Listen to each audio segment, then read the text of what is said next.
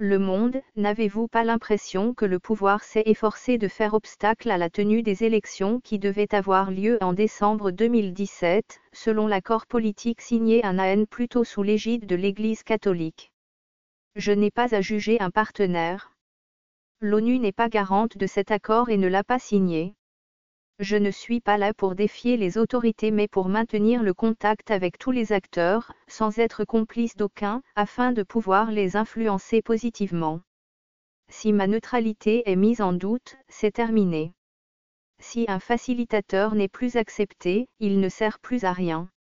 Le Monde, quand vous êtes-vous entretenu avec le chef de l'État? J'ai rencontré le président à mon arrivée, puis le 6 avril avec le haut-commissaire des Nations Unies pour les réfugiés.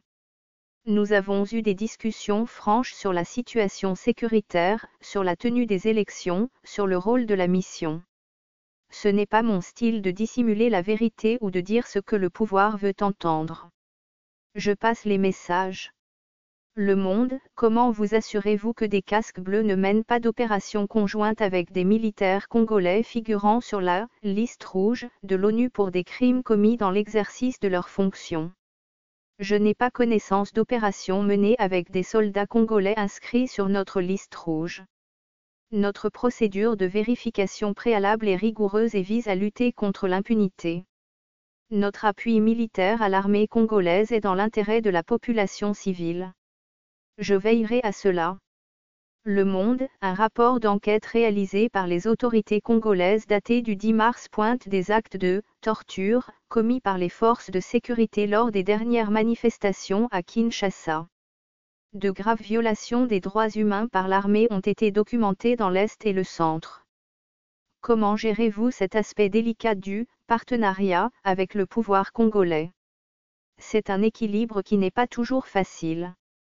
En amont, nous faisons un important travail de formation pour convaincre le gouvernement qu'il n'est pas en guerre avec son peuple, qu'il ne doit pas tirer sur des civils, que changer de posture est dans son intérêt. La ministre des Droits humains, Marie-Ange Mushobukva, nous accompagne à Genève avec ce rapport officiel faisant état de violation des droits de l'homme par la police et l'armée et appelant à la levée de l'interdiction de manifester.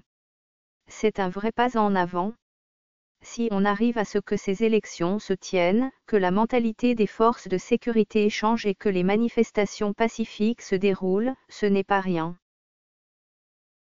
Ce fichier audio a été créé par Panopre Basic, vous pouvez le télécharger sur www.panopre.com.